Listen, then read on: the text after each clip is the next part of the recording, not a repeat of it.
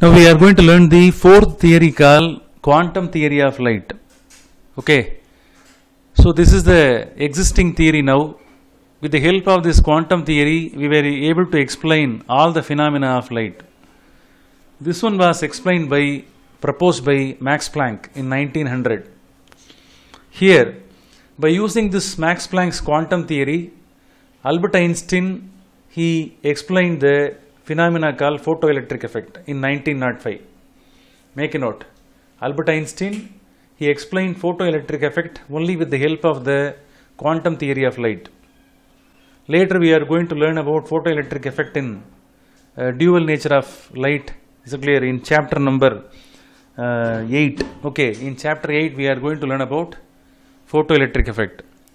Let's see what is told in the quantum theory of light. Let us imagine a lamp from which the light is emitted. Look at the propagation of the light. I have drawn the particles.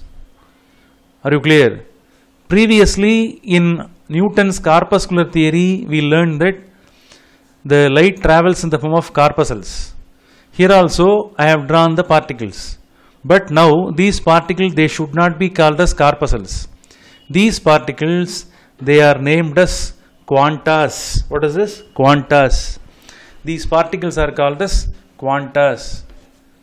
Quanta means packet of energy. Quanta means packet of energy. Each particle, they possess some amount of energy. The packet of energy, quanta, otherwise they are called as photons. Therefore, light particles can be called as photons. So these particles, they are traveling in the form of wave. Are you clear? Look at the movement of the photons in the space. They are having particle nature as well as wave nature. Are you clear? When it travels in the form of wave, definitely they should possess some frequency. All the waves, they should have some frequency. Light wave, sound wave, all are having frequency.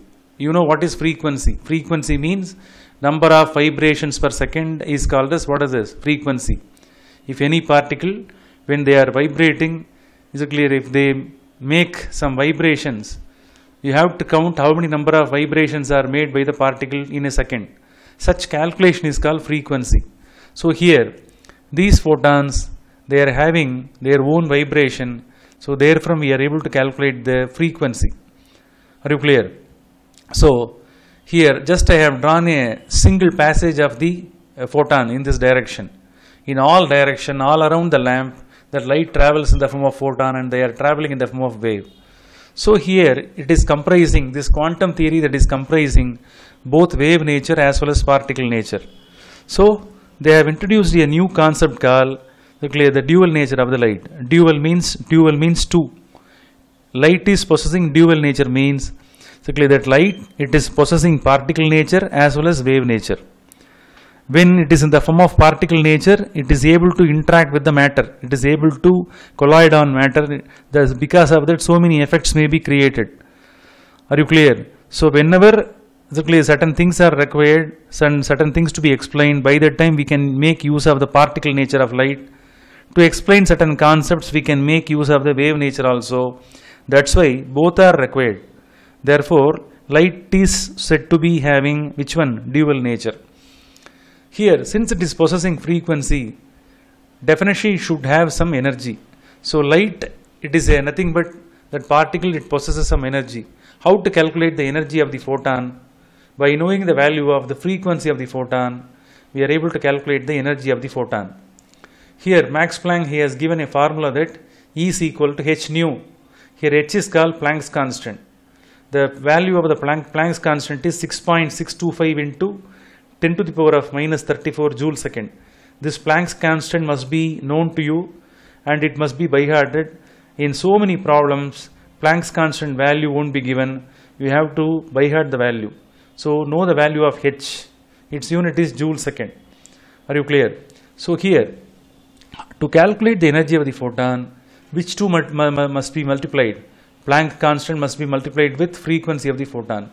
If frequency of the photon is more, energy of the photon also will be more. Are you clear? Let us take the Vibgyor colors: violet, indigo, blue, green, yellow, orange, red. Among the 7 colors, which color is having lesser energy and which color is having greater energy. Here the frequency of the violet is more. Since the frequency of the violet is more, energy of the violet color will also be more. In the case of red, the frequency of the red light is less. Therefore, energy of the red color will also be less. So like that we can calculate the energy of the light or energy of any other electromagnetic wave radiation by using this formula. Not only for visible colors, right from gamma, X-ray, UV rays and visible light and then infrared radiation, radio waves, for all the radiations we are able to calculate the energy of the electromagnetic wave with the help of which one? This particular formula. Are you clear? E is equal to h nu. Are you clear? By knowing the wavelength also we are able to calculate. We know that C is equal to nu lambda. From this we are able to calculate the formula for nu. Nu is equal to lambda by C by lambda. Okay, C by lambda. You can substitute here. Are you clear? E is equal to h, instead of that C by lambda can be substituted. Are you clear? If you know the value of wavelength of the radiation, by substituting the speed of the light and h, we are able to calculate the energy of the photon. Here this formula to be used by using frequency, this formula to be used by using wavelength. Don't forget. Are you clear? So this is a very important formula given by whom? Max Planck. So here all the important points are summarized in the blackboard. I have given the formula also to calculate the energy of any radiation in the form of photon. This formula must be used. The energy must be given in terms of joule. That is very important. Okay.